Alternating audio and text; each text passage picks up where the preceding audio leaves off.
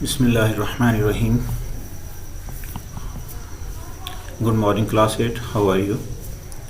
Today we are going to read about learning new words, and our topic is one word, many words.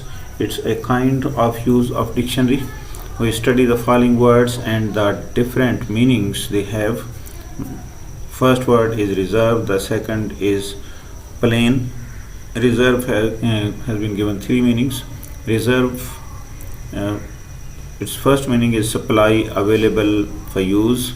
Reserve जैसे आप कोई चीज़ store में रख लेते हैं, कोई ऐसा ज़ख़ीरा जिसे आप इस्तेमाल के लिए रिज़र्व स्टोर कहा जा सकता है, उसे ज़ख़ीरा। दूसरे नंबर पर unwillingness to talk to other people, ऐसे लोग होते हैं जो कुछ ज़्यादा बात करना पसंद नहीं करते, अपने ही धुन में मगन होते हैं और ज़्यादा सोशल नहीं होते, उनको रिज़र्व पीपल कहा जाता है कि ये बंदा बड़ा रिज़र्व है।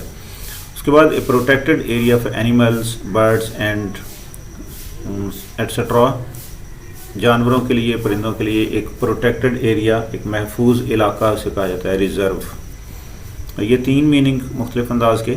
उसके बाद प्लेन, प्लेन एयरक्राफ्ट यानी एयरप्लेन या एरोप्लेन को कहा जाता है। उसके बाद लेवल सरफेस, बिल्कुल हमवार सतह ज़मीन को प्लेन कहा जाता है, जैसे इंडस प्लेन्स हैं हमारे।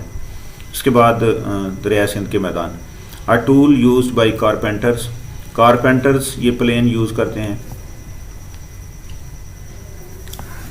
बिल्कुल एक तख्ता सा होता है सीधा सीधा, और इसका काम चीज़ों को हमवार रखना होता है, कारपेंटर यानी बड़े। और उसके बाद एक ट्री विद ब्रॉड लीव्स, बड़े बड़े चौड़े पत्तों वाला एक दरख्त है, उसे भी प्लेन कहा जाता है। तो मूव करते हैं अगले पेज पे, वहाँ पे कुछ और वर्ड्स भी होंगे, दो वर्ड्स और हैं, एक स्टंप है और दूसरे नंबर पे बोर्ड है। चार वर्ड्स दिए हैं। तो stump is small part of limb, tooth. Stump क्या है?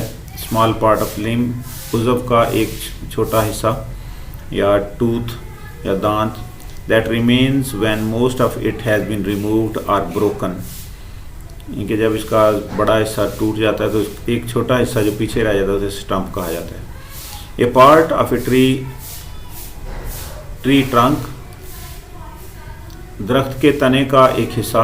Remains after the trunk has been cut down, यानी कि जब दरख्त को आरीखी वगैरह की मदद से काट लिया जाता है तो उसके नीचे जो उसका रह जाता है कुछ हिस्सा, उसे स्टंप कहा जाता है।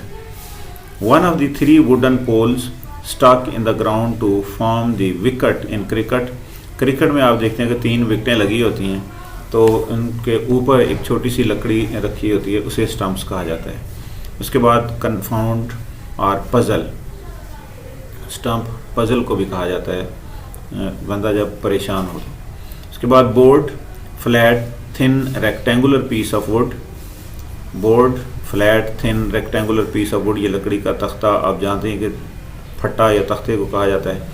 Board large piece of wood on which messages और नोट्स आर रिटन ऑन और पिंड, एक ऐसा बोर्ड जिसे ग्रीन बोर्ड या वाइट बोर्ड वगैरह या हार्ड बोर्ड वगैरह लगा के एक बनाया जाता है बोर्ड, इसे न्यूज़ बोर्ड या बुलेटिन बोर्ड कहा जाता है। इस पर मैसेजेस या नोटिस वगैरह दर्ज किए जाते हैं। A group of people, board से मुराद group of people who control और डायरेक्ट ऑन ऑर्गेनाइजेशन, जैसे आपने गुजरांवाला बोर्ड का नाम तो सुना ही होगा, बोर्ड ऑफ इंटरमीडिएट एंड। इसी तरह मस्जिदों को चलाने के लिए भी कुछ बोर्ड्स बने होते हैं, इसी तरह कोई स्पोर्ट्स टीम को चलाने के लिए भी बोर्ड बनाए जाते हैं। तो board a group of people. उसके बाद बोर्ड से मुराद a food that is provided when you stay at a hotel, जब आप होटल में क़याम कर रहे होते हैं तो आपको खाना फराहम किया जाता है, उसे भी बोर्ड कहा जाता है। चार अल्फाज आपको बताए गए डिक्शनरी मीनिंग के हिसाब से, यहीं से वापस चले जाते हैं। तो बोर्ड, स्टंप, प्लेन और रिज़र्व, ये चार अल्फाज आपको बताए गए हैं, और इनकी मदद से आपने एक छोटी सी एक्टिविटी करनी है। आपने कुछ फिल इन द ब्लैंक्स करनी है। The above mentioned words have been used in the following sentences, इन जुमलों में ऊपर दिए गए अल्फाज इस्तेमाल किए गए हैं। What is the meaning of the underlined word in the context, जो अंडरलाइन वर्ड है उसका कंटेक्स्ट में, कंटेक्स्ट का मतलब सियाक व सबाक के हिसाब से जो आप लेसन पढ़ रहे हैं उसमें उसका क्या मतलब होगा।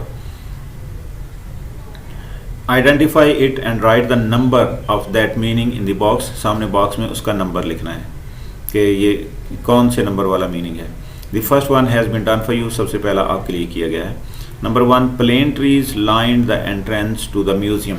प्लेन ट्रीज आ रहे, यहाँ पे आपको क्लियरली ये समझ आ रही होगी कि यहाँ पे प्लेन ट्रीज उसने पहले ही हिंट दे दिया है कि इससे मुराद ट्रीज हैं। ये प्लेन एक दरख्त का नाम है।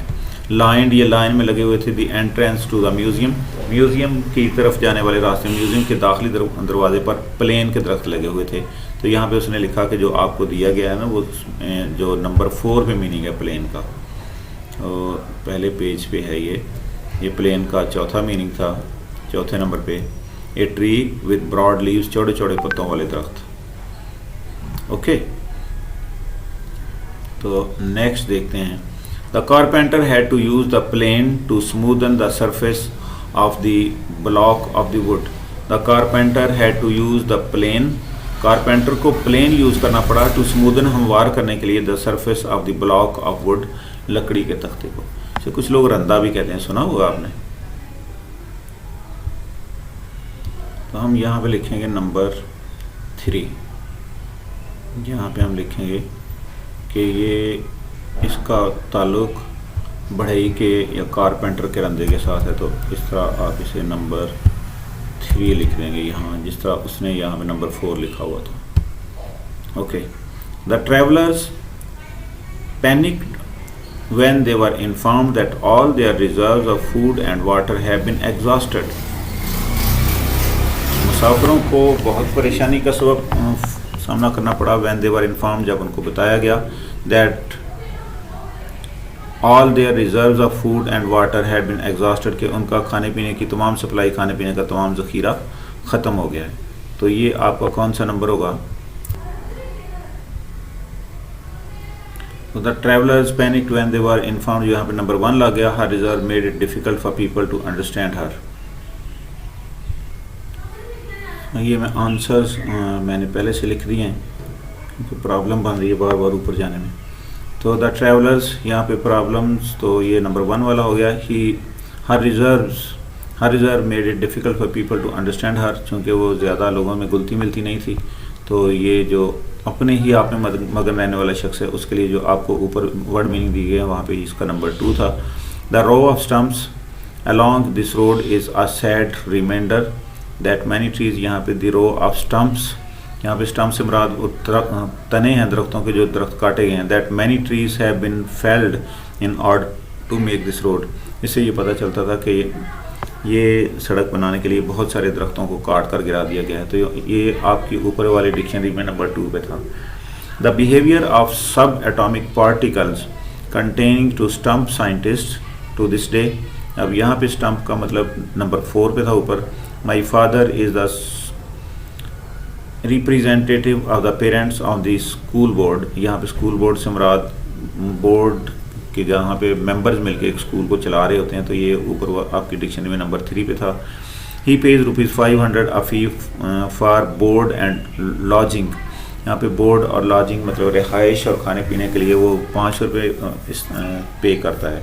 तो ये आपकी ऊपर डिक्शनरी में नंबर 4 पे था।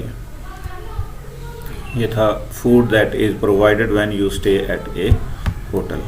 तो ये आपकी पहली एक्सरसाइज ख़त्म हुई, जहाँ पे आपने डिक्शनरी के तौर पे डिक्शनरी मीनिंग के लिहाज से एक एक्सरसाइज सॉल्व की। एक वर्ड के एक से ज़्यादा मीनिंग्स हो सकते थे।